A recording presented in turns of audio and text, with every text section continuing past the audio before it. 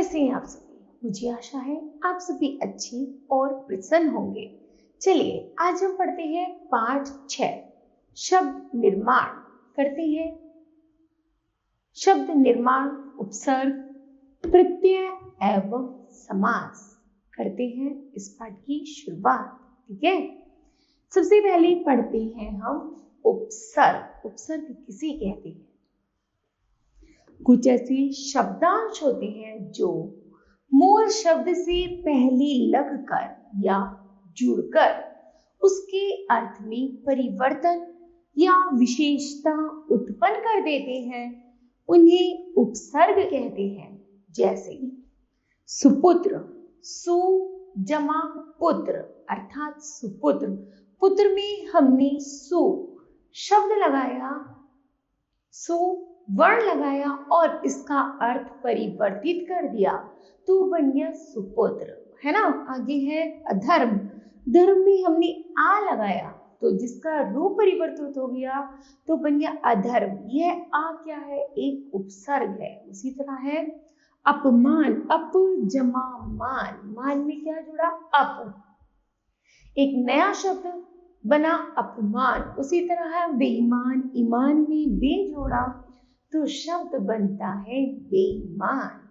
अर्थात उपयुक्त सभी शब्दों को दो शब्दांशों से जुड़कर बने हैं। जैसे सु, आम, अप, बे, क्रमशः पुत्र, धर्म, मान, ईमान में जुड़कर अर्थ में परिवर्तन आ गया है। ऐसे शब्दांश को उपसर्ग कहते हैं। ठीक है, जानते हैं इसी परिभाषा के माध्यम से। ऐसी शब्दांश जो किसी मूल भाषा से पहले जुड़कर उस शब्द के अर्थ में परिवर्तन कर देते हैं, उन्हें उपसर्ग कहते हैं। ठीक है, ठीक है, आगे बढ़ते हैं। उपसर्ग शब्द उप और सर्ग के योग से बना है। उप का अर्थ है निकट और सर्ग का अर्थ है सृष्टि करना, अर्थात निकट बैठकर नया शब्द का निर्माण करना ही क्या कहलाता है? उपसर्ग कहलाता है। उपसर्ग के भेद। उपसर्ग के हिंदी में 4 प्रकार के उपसर्ग प्रयोग में लाए जाते हैं। नंबर 1 संस्कृत के उपसर्ग, उर्दू के उपसर्ग, हिंदी के उपसर्ग और संस्कृत के उपसर्ग या अव्यय। ठीक है, चलिए पहले हम पढ़ते हैं संस्कृत के उपसर्ग। उपसर्ग है हमारे पास आ का अर्थ होता है नहीं या अभाव। शब्द बनता है अजर, अमर, अजर, अधर्म। आगे है अन का अर्थ होता है नहीं या अभाव। शब्द बना इससे आ से अनादर, अनावश्यक, अनर्थ। अति का अर्थ है अधिक। शब्द बनता है अत्यधिक, अत्यंत, अत्याचार या अतिशय। अधि का अर्थ है ऊपर या श्रेष्ठ। शब्द बनता है अधिकृत, अधिनायक, अधिपति। ठीक है, फिर है अनु का अर्थ होता है पीछे या समान। शब्द बना अनुक्रम, अनुज या अनुकरण। फिर है अप का अर्थ है बुरा या हीन। शब्द बनता है अपयश, अपमान, अपहरण। आगे है अभी का अर्थ है सामने और। शब्द बनता है अभिमत, अभिमान, अभिशाप। ठीक है, आगे है अव का अर्थ होता है बुरा या हीन। शब्द बनता है अवगुण, अवनति या अवतरण। आ का शब्द है तक या रहित। शब्द बनता है आचरण, आजन, आमरण। फिर है उत का अर्थ है श्रेष्ठ और शब्द बनता है उत्थान, उत्पन्न, उत्कंठा या फिर उत्पन्न, उत्तम। आगे उप का अर्थ है पास या समान। शब्द बनता है उपग्रह, उपदेश, उपसचिव, उपमंत्री। फिर है दुर का अर्थ है बुरा या कठिन। शब्द बनता है दुर्बल, दुर्जन, दुष्कर, दुस्साहस। फिर है नी का अर्थ है नीचे या निषेध। शब्द बनता है निवास, निदान या निबंध। निर का अर्थ है बिना। शब्द बनता है निर्मल, निर्धन, निर्जन और निर्दय। निस का अर्थ है नहीं या रहित। शब्द बनता है निसंदेह, निसंतान, निष्पाप आदि। फिर है परा का अर्थ है विपरीत या अनादर। शब्द बनता है पराजय, पराधीन, पराकाष्ठा। फिर है परी का अर्थ है आसपास या चारों ओर। शब्द बनता है परिवर्तन, परिचय, परिक्रमा। फिर है प्र का अर्थ है अधिक या आगे। शब्द बनता है प्रचार, प्रयोग, प्रगति। फिर है वी का अर्थ है भिन्न या विशेष। शब्द बनता है विजय, विनाश, विवाद। फिर है सु का अर्थ है अच्छा या साथ। शब्द बनता है सुपुत्र, सुविचार, सुगम। फिर है स्व का अर्थ है अपना और शब्द बनता है स्वतंत्र, स्वदेश, स्वराज। ठीक है, आगे है हिंदी के उपसर्ग। हिंदी के उपसर्ग जैसे अध का होता है आधा। शब्द बना अधकिला, अधमरा, अधपका। अन का है नहीं या अभाव से बना अनमोल, अनजान, अनपढ़, अनचाहा। उनका है एक काम। शब्द बनते हैं 19, 29, 39, 59, 49। फिर कु का अर्थ होता है बुरा। शब्द बनता है कुपुत्र, कुविचार, कुमार, कुख्यात। चो का अर्थ है चार। शब्द बनता है चौराहा, चौमासा, चौपाया। आगे दू का अर्थ है बुरा। शब्द बनता है दुबला, दुस्साहस, दुस्साध्य। नी का अर्थ है बिना या रहित। शब्द बनता है निकम्मा, निडर, निठल्ला। फिर है बिन का है बिना या रहित। शब्द बनता है बिन कहे, बिन मांगे, बिन बोले। फिर है भर का है पूरा या ठीक। शब्द बनता है भरपेट, भरमार, भरपूर। फिर है स का है सहित या अच्छा। शब्द बनता है सरस, सपूत, सपरिवार। ठीक है, आगे है अरबी फारसी के उपसर्ग। बे का अर्थ है बिना। शब्द बना बेचैन, बेकसूर, बेईमान, बेचारा। ठीक है, आगे है बा का है सहित। शब्द है बाकायदा, बाअदब, बाइज्जत। बद का अर्थ है बुरा। शब्द बना बदमिजाज, बदसूरत, बदनाम, बदकिस्मत। फिर है कम का अर्थ है थोड़ा या हीन। शब्द है कमजोर, कमकल, कम उम्र। खुश का अर्थ होता है अच्छा। शब्द बनता है खुशनसीब, खुशकिस्मत, खुशदिल। फिर है गैर का अर्थ है अलग या भिन्न। शब्द बनता है गैर कानूनी, गैर हाजिरी, गैर जरूरी। आगे है ना का अर्थ है नहीं। शब्द बना नालायक, नादान, ना समझ, ना उम्मीद। फिर है ला का अर्थ है नहीं। शब्द बनता है लाइलाज, लापरवाह, लाजवाब या फिर लावारिस। फिर है हम का अर्थ है समान या साथ। शब्द बनता है हम उम्र, हम शक्ल, हम जोली, हम वतन। आगे है सर का है मुख्य। से बना सरताज, सरपंच और सरकार।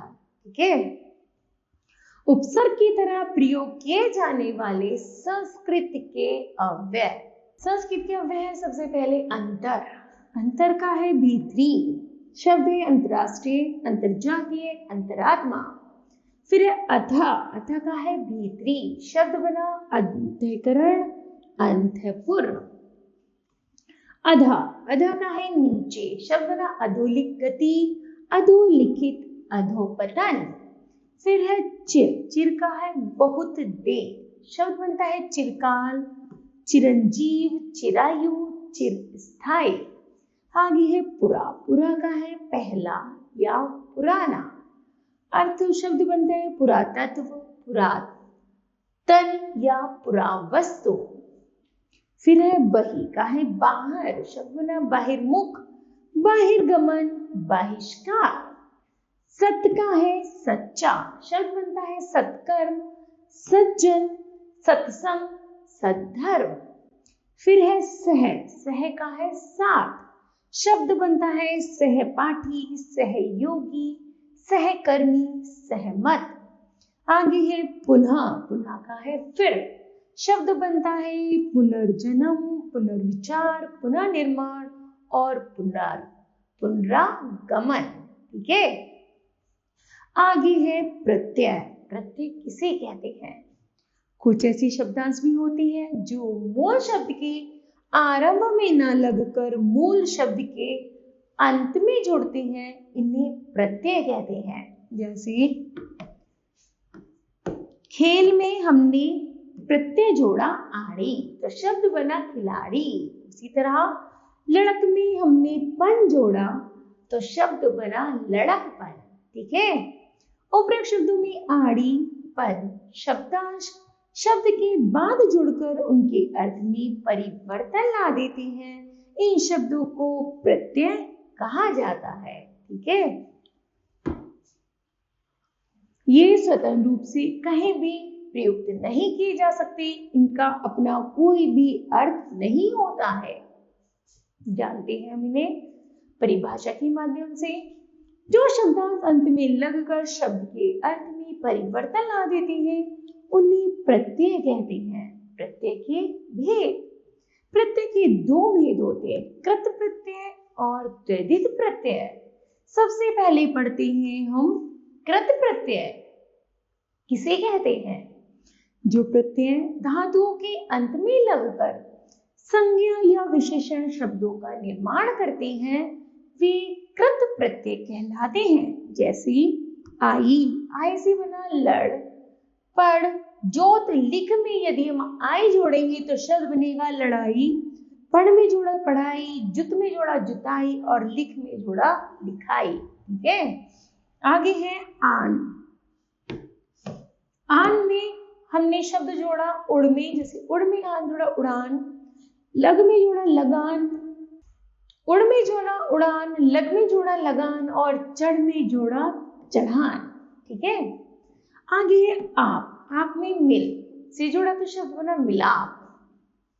फिर बह में आव जोड़ा बहाव, फैल में जोड़ा तो फैलाव और कट में जोड़ा तो कटाव। फिर है लिख, लिख में आवट जोड़ा तो लिखावट, दिख में जोड़ा तो दिखावट, मिल में जोड़ा तो मिलावट, थक में जोड़ा तो थकावट। आगे है आवा। छल के साथ आवा जोड़ेंगे तो बनेगा छलावा, दिख के साथ आवा तो दिखावा, बुला के साथ आवा तो बुलावा। ठीक। आगे है घबरा। घबरा में आहट जोड़ा तो घबराहट, चिल्ला में जोड़ा चिल्लाहट और चिकना में जोड़ा तो चिकनाहट। उसी तरह है ई। बोल में ई जोड़ा तो बोली, हंसी में ई जोड़ा तो हंसी, चल में ना जोड़ा तो चलन और लेन में तो लेन और दे में देन। फिर है अक्कड़। भूल में अक्कड़ जोड़ा तो भुलक्कड़, पी में जोड़ा तो पियक्कड़ और घूम में जोड़ा तो घुमक्कड़। आगे है आऊ। बिक में आओ जोड़ा तो बिकाऊ, टिक में जोड़ा तो टिकाओ। या घट में या जोड़ा तो घटिया, बढ़ में या जोड़ा तो बढ़िया। फिर है ऊ। खा में ऊ जोड़ा खाओ, कम में जोड़ा तो कमाओ। वाला, लिख में वाला जोड़ा लिखवाला, बोलने में जोड़ा बोलने वाला, पढ़ में जोड़ा तो पढ़ने वाला। पालन में हार जोड़ा तो पालनहारा, होन में हार जोड़ा तो होनहारा। बीच में ओना जोड़ा बिछोना, खेल में ओना जोड़ा तो खिलौना। फिर है कट में होती जोड़ा तो कटौती, चुन में जोड़ा तो चुनौती। पी में घेर में आ जोड़ा तो घेरा, छत में आ जोड़ा तो छा में आ जोड़ा तो छाया। फिर है पी।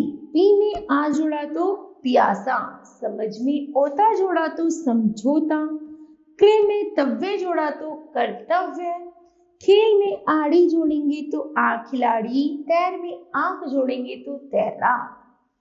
ठीक है, उसी तरह बच्चों यह कृत प्रत्यय कहलाते हैं। अब हम पढ़ते हैं त्रिदित प्रत्यय। जो प्रत्यय संज्ञा, सर्वनाम या विशेषण के अंत में लगकर नए शब्दों की रचना करते हैं वे त्रिदित प्रत्यय कहलाते हैं। जैसे इक में इतिहास जोड़ा तो ऐतिहासिक, दिन में एक जोड़ा तो दैनिक और मास में एक जोड़ा तो मासिक। उसी तरह है भला में आई भलाई, चतुर में चतुराई, पंडित का पंडिताई और बुरा का बुराई।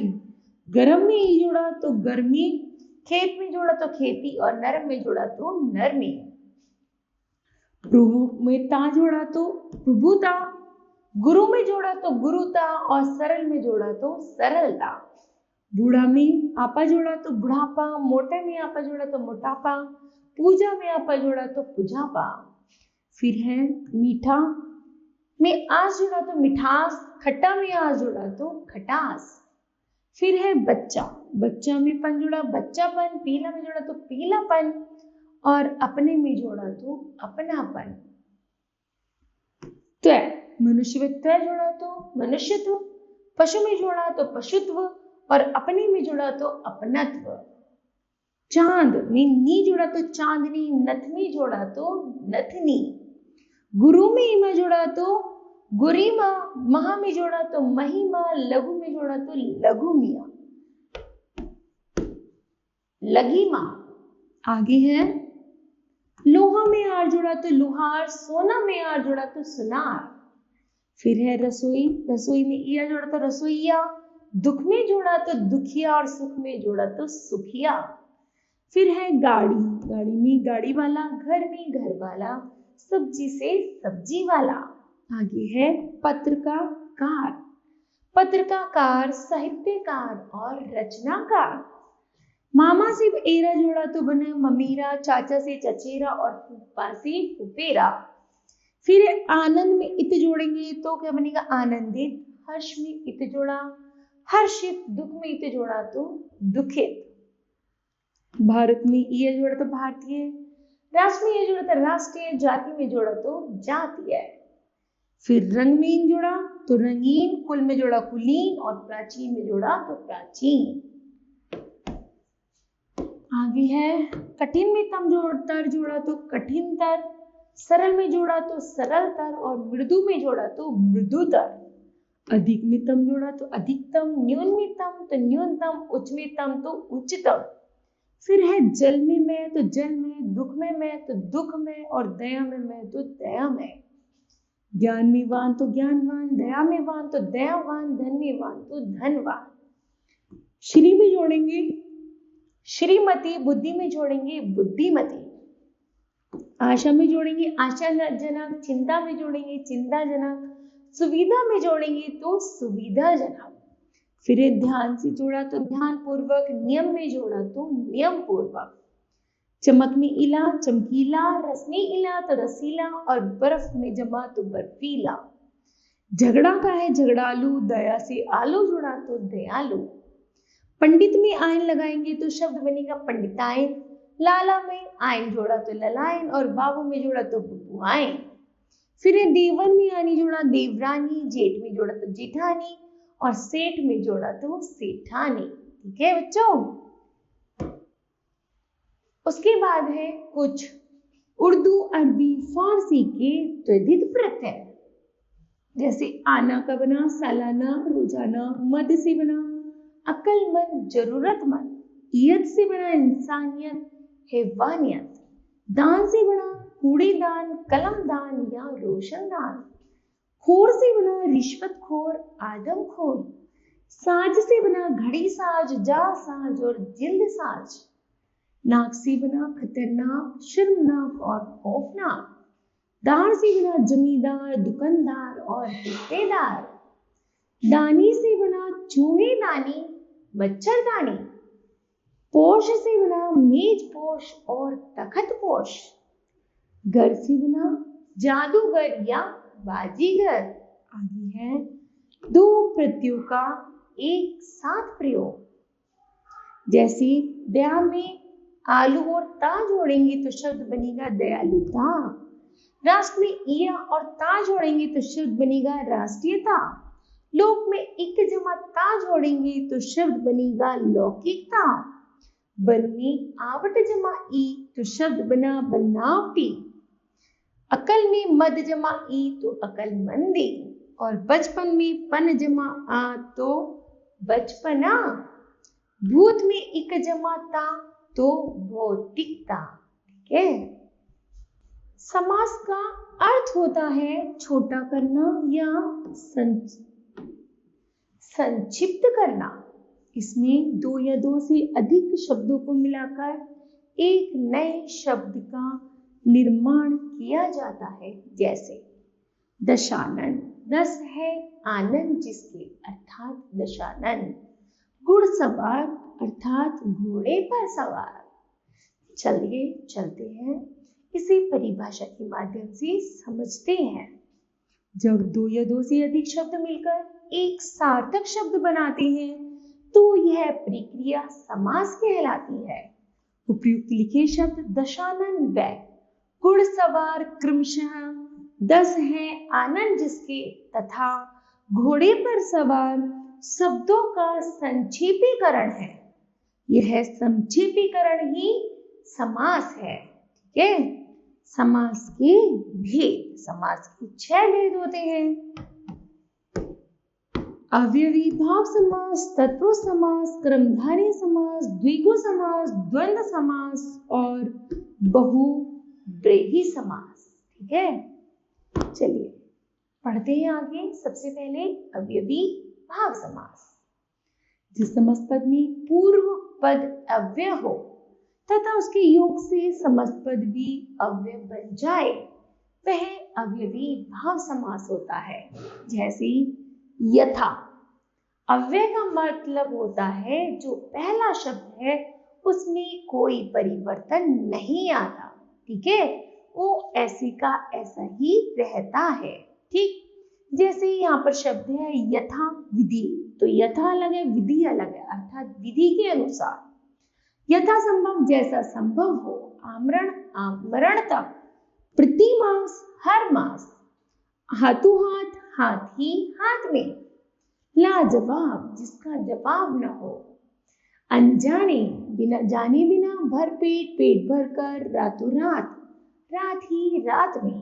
बेखटके, खटके बिना, बेकाम, काम के बिना। ठीक है।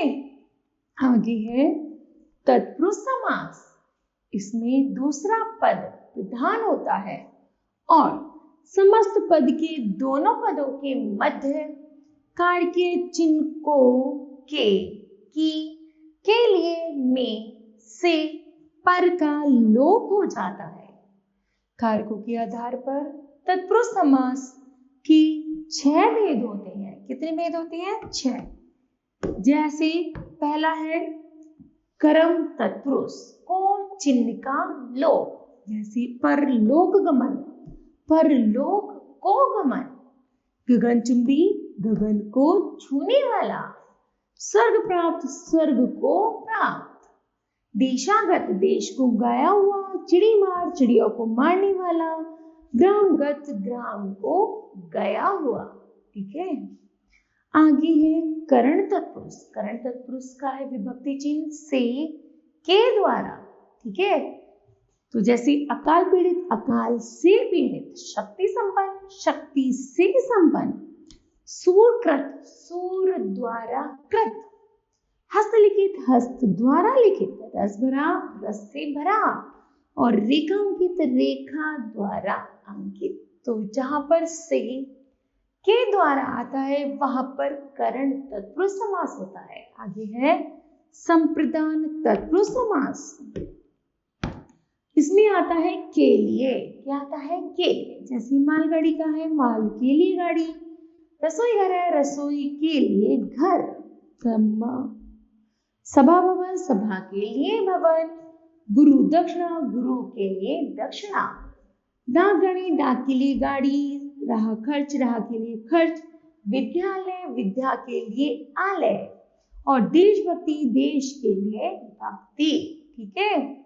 आगे है अपादान पुरुष में है से का लोप, जैसे जन्मांधिका है जन्म से अंधा, पथ भ्रष्ट है पथ से भ्रष्ट, धर्म विमुख है धर्म से विमुख, धनहीन है धन से हीन, और बुद्धिहीन है बुद्धि से हीन, और भय मुक्त है भय से मुक्त।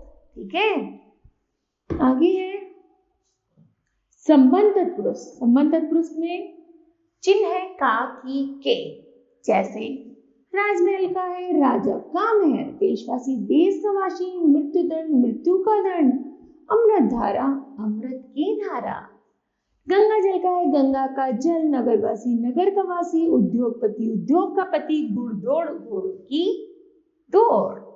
ठीक है, आगे है अधिकरण तत्पुरुष। इसमें चिन्ह आता है में या पर, जैसे सिर दर्द सिर का दर्द, शरणागत शरण में आगत, वनवास वन में वास, गृह प्रवेश गृह में प्रवेश, आप बीती आप पर बीती, ग्रामवास ग्राम में वास, डिब्बा बंद डिब्बे में बंद, लोकप्रिय लोक में प्रिय। आगे है कर्मधारय समास। जिस समास पद में परस्पर विशेषण विशेष्य अथवा उपमेय अपमान का संबंध पाया जाए वह कर्मधारय समास कहलाता है।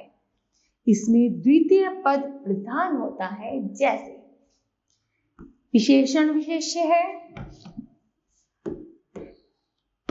पीतांबर, पीला है जो अंबर अर्थात वस्त्र, नीलकमल नीला है जो कमल, महाराजा महान है जो राजा, सदधर्म सत है जो धर्म, नील गगन नीला है जो गगन, मुनि श्रेष्ठ श्रेष्ठ है जो मुनि।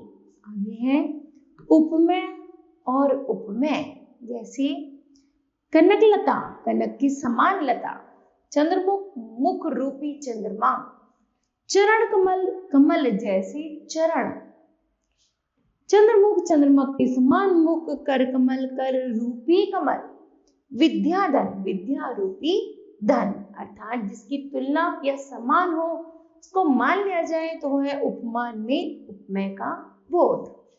आगे है द्विगु समास। जिस समास पद में प्रथम पद संख्यावाची हो वह द्विगु समास कहलाता है। इसे समूहवाची समास भी कहते हैं। जैसे नवरत्न का है नौ रत्नों का समूह, तिरहा तीन राहों का समूह, चतुर्भुज त्रिभुज तीन भुजाओं का समाहार, नवग्रह नौ ग्रहों का समूह, चतुर्भुज चार भुजाओं का समूह, चौराहा चार रास्तों का समूह, तिरंगा तीन रंगों का समूह, सप्तऋषि सात ऋषियों का समूह, अर्थात जिसमें संख्या बताई जाती है उसे हम कहते हैं द्विगु समास। फिर है द्वंद्व समास। जिस समास पद में दोनों पद प्रधान हो तथा उन्हें मिलाने वाले समुच्चय बोध और का लोप हो गया हो वह द्वंद्व समास कहलाता है। जैसे रात और दिन, माता और पिता, अन्न और जल, जीवन या मरण, रुपया और पैसा, भाई तथा बहन, हानि या लाभ, स्वर्ग तथा नरक। इन सब का लोप हो जाने पर इसमें योजक चिन्ह का प्रयोग किया जाता है। ठीक है, और दोनों पद प्रधान होते हैं, बदला कुछ नहीं जाता। आगे है बहुब्रीहि समास। जिस समास पद की दोनों पदों में कोई भी पद प्रधान न हो अर्थात अन्य पद प्रधान हो वह बहुब्रीहि समास कहलाता है। जैसे लंबोदर, लंबा है उदर जिसका अर्थात गणेश, गिरिधर, गिरि को धारण करने वाला अर्थात कृष्ण, दशानन, 10 है आनंद जिसके अर्थात रावण, नीलकंठ, नीला है कंठ जिसका अर्थात शिव, त्रिनेत्र, 3 नेत्र है जिनके अर्थात शिव, मूषक वाहन, मूषक है वाहन जिसका अर्थात गणेश, चतुर्भुज, 4 भुजाएं हैं जिसकी अर्थात विष्णु, चतुर्भुज 4 है मुख जिसकी अर्थात ब्रह्मा, एक दंत, एक है दंत जिसके गणेश, श्वेतांबर, श्वेत है अंबर जिसके सरस्वती, महादेव, महान है जो देव अर्थात शिव। मृत्युंजय, मृत्यु को जीता है जिसने अर्थात अमर, ठीक है, उन्हें हम कहते हैं बहुब्रीहि समास। आगे है कर्मधारय और बहुब्रीहि समास में अंतर। कर्मधारय समास की दोनों पदों में विशेषण विशेष्य और उपमेय उपमान का संबंध होता है, अर्थात तुलना, है ना। बहुब्रीहि समास में दोनों पद मिलकर किसी तीसरे पद की विशेषता प्रकट करते हैं। जैसे एक तरफ है कर्मधारय, दूसरी तरफ है बहुब्रीहि। जैसे उदाहरण में पीला है जो अंबर अर्थात पीतांबर, पीले हैं अंबर जिसका अर्थात वस्त्र जिसके अर्थात विष्णु। यहाँ पर तीसरे के लिए बात कही जा रही है तो बहुब्रीहि समास है, और जहां पर केवल तुलना की जा रही है कि उसके कपड़े अंबर के समान है ना, तो यहाँ पर हो गया कर्मधारय समास। इसी तरह है दशानन 10 मुखों वाला, उसके मुख की तुलना की गई है, वह उसके जो मुंह है ना वो 10 मुंह वाला है, दशानन है। और इसी कहेंगे 10 है मुख जिसके अर्थात रावण, यह तीसरे के लिए बात कह रहा है, ये हो गया बहुब्रीहि। उसी तरह है लंबोदर, लंबा उदर, और इसमें पढ़ेंगे लंबा है उदर जिसका अर्थात गणेश। घनश्याम, घन के समान श्याम, घन के समान क्या है, श्याम है। उसी तरह घन के समान श्याम है जो, उन्हें कहते हैं हम श्री कृष्ण। पंचानन, 5 मुखों वाले को कहते हैं पंचानन, तो 5 मुंह है जिसके अर्थात कार्तिकेय। नीलकंठ, नीला है गला जिसका, उसका गला जो है वो नील के समान है अर्थात नीलकंठ। नील है कंठ जिसका अर्थात शिव। पीतांबर, पीला है अंबर या वस्त्र अर्थात कर्मधारय समास। पीला है वस्त्र जिसके अर्थात कृष्ण जी या विष्णु जी, उसे हम कहते हैं बहुब्रीहि समास, ठीक है। आगे है द्विगु तथा बहुब्रीहि समास में अंतर। द्विगु समास का पहला पद संख्यावाची होता है, पहला पद दूसरे पद की संख्या बताता है। बहुब्रीहि समास में भी कई पहले पद संख्यावाची होते हैं, परंतु ये पद दूसरे पद से मिलकर किसी तीसरे पद की ओर संकेत करते हैं। जैसे तिरंगा, 3 रंगों का समूह, 3 रंग है जिसमें अर्थात भारतीय ध्वज। फिर है चतुर्भुज, 4 भुजाओं का समूह ना, जहां पर संख्या बताई जा रही है, द्विगु समास। और बहुब्रीहि समास जो तीसरी बात है अर्थात 4 भुजाएं किसकी है, विष्णु जी की। त्रिनेत्र, 3 नेत्रों का समूह, यहाँ पर 3 संख्या है द्विगु, और बहुब्रीहि में 3 नेत्र हैं जिसकी अर्थात शिव। त्रिवेणी, 3 वेणियों का समूह अर्थात 3 वेणियों का संगम समूह है, जहां उसे कहते हैं प्रयागराज, ठीक है। तो बच्चों यह पाठ पूरा होता है। चलिए इस पाठ की महत्वपूर्ण तथ्य को समझते हैं। ऐसे शब्द जो मूल शब्द से पूर्व जुड़कर शब्द की अर्थ में परिवर्तन करते हैं वे उपसर्ग कहलाते हैं। ऐसे शब्दांश जो किसी शब्द के अंत में जुड़कर उस शब्द के अर्थ में परिवर्तन कर देते हैं वे प्रत्यय कहलाते हैं। 2 या 2 से अधिक शब्दों को मिलाकर संक्षिप्त करके नया शब्द बनाने की प्रक्रिया को समास कहते हैं। समास की 6 भेद होते हैं, अव्ययी भाव समास, तत्पुरुष समास, द्वंद्व समास, कर्मधारय समास, द्विगु समास और बहुब्रीहि समास, ठीक है। तो मुझे आशा है बच्चों यह पाठ आपको भली भांति समझ आया होगा। धन्यवाद।